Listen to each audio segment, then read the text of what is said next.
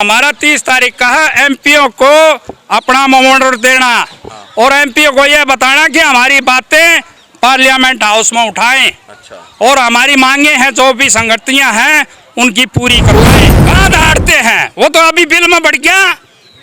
ना बिल में बढ़ गया वो ना धाड़ता ही वो पहले मेरा जवान कहाँ जवान के बस में कभी कोई बात करी है उसने। सतबीर साहब ने जो 200 दिन धरना दिवाया था यहाँ, उसमें हम भी शामिल थे। अच्छा। हाँ, उसके साथ यहाँ आते थे। 200 दिन आए लगातार और वीरांगनाएं भी आई तो उसको प्लेटफार्म मिल गया। और वो प्लेटफार्म का नाजायज फायदा सतबीर साहब ने जनरल सतबीर साहब ने अरे कहाँ लड़ाई उसने तो हमारी पीठ में छोड़ा हमारा काम लड़ा वो तो हाँ आप अपनी बात रखी उसने अफसरों की।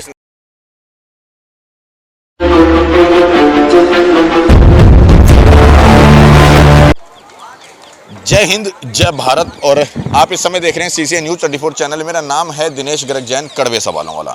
जगबीर सिंह जी मेरे साथ मौजूद हैं। बता दूं भूतपूर्व सैनिक हैं और हरियाणा के उस झज्जर जिले से हैं जो झज्जर जिला पूरे हरियाणा में इस चीज़ को लेकर के फेमस है कि हमारे जो सबसे ज़्यादा अगर सैनिक भाइयों की बात करूँ तो हरियाणा के वो झज्जर जिले से। सही कह रहा हूँ ना जी मैं? बिल्कुल जी, वो हमारा पहले 200 साल पुरानी तहसील होती थी झज्जर। नवाबी टाइम में भी अंग्रेजों की टाइम में भी सबसे ज्यादा सैनिकों का इलाका है जी झज्जर। मैं बात करूंगा सर आपसे। लगातार यहाँ पे 66-67 दिन हो गए हैं और मात्र 5 मिनट की दूरी है प्रधानमंत्री मोदी जी की, लेकिन अब तक आप तक कोई भी सरकारी महोदय यहाँ तक नहीं पहुँचा और ना ही मोदी जी ने स्वयं आने का प्रयास किया।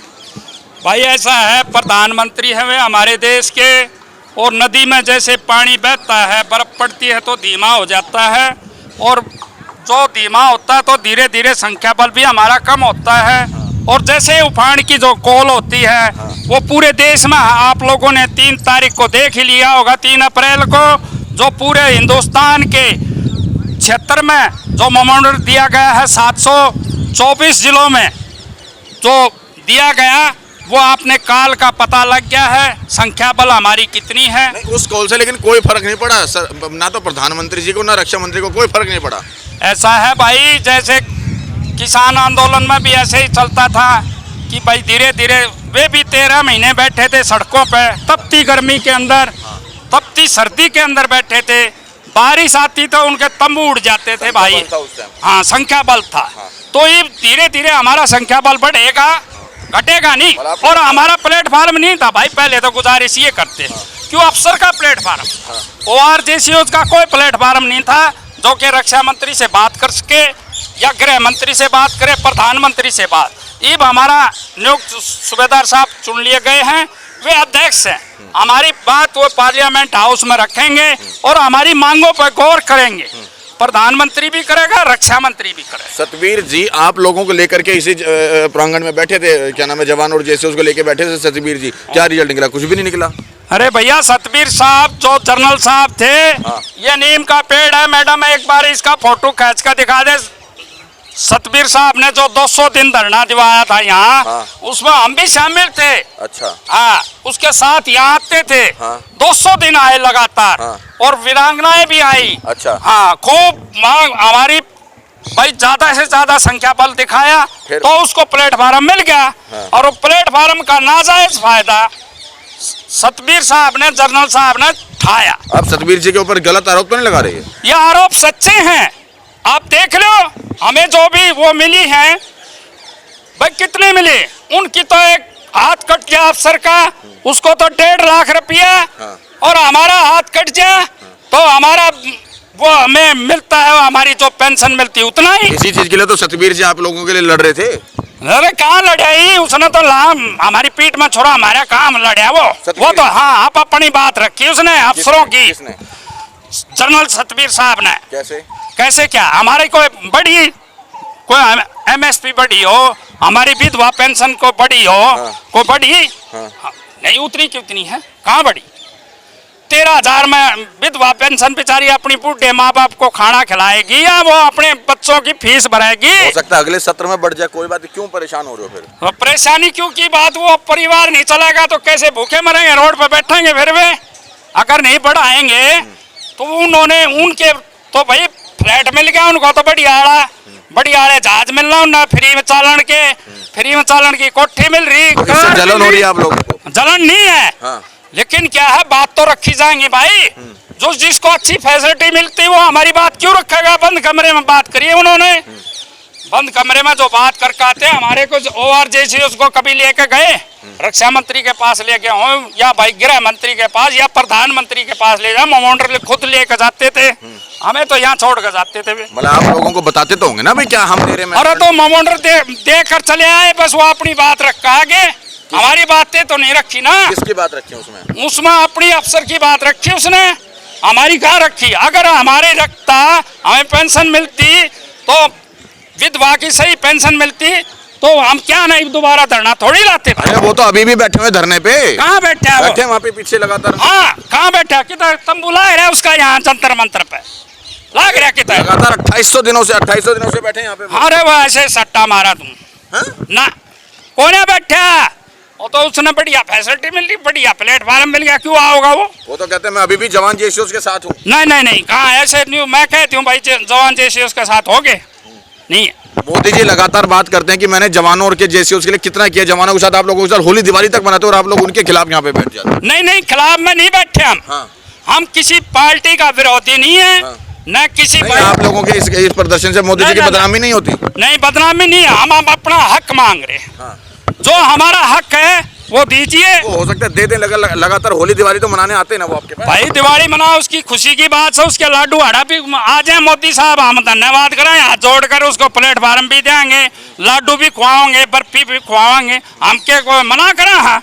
और वो फूल माला से उसका स्वागत कराएं बढ़िया, और गद्दे डाल उसका स्टेज 2013 में लगवाया तो आज भी लगवा दें हम के मोदी। एक जगह तो आप कहते हो कि आपका हक छीना गया, आपका हक मारा गया, आप लोगों के साथ विसंगति की गई है। हाँ। और एक जगह आप कहते हो कि उनका फूलमाला से स्वागत। भाई वो तो प्रधानमंत्री हमारे देश के, तो फूलमाला से नहीं करेंगे और क्या हम उससे दूसरे से नहीं करें? भाई हम किसी के विरोधी नहीं है, विरोधी नहीं है। फिर क्यों आपके पास नहीं आ रहे? हम इसलिए बैठे जो हमारी संगतियां हैं, जो वो क्यों नहीं आ रहे? वो क्यों नहीं आ रहे? फिर आपके पास रक्षा मंत्री नहीं पहुंचे, प्रधानमंत्री नहीं पहुंचे, लगातार 6 साल भाई उसका है उनको विदेश के दौरे ज्यादा हो रहे हो ना आ रहे।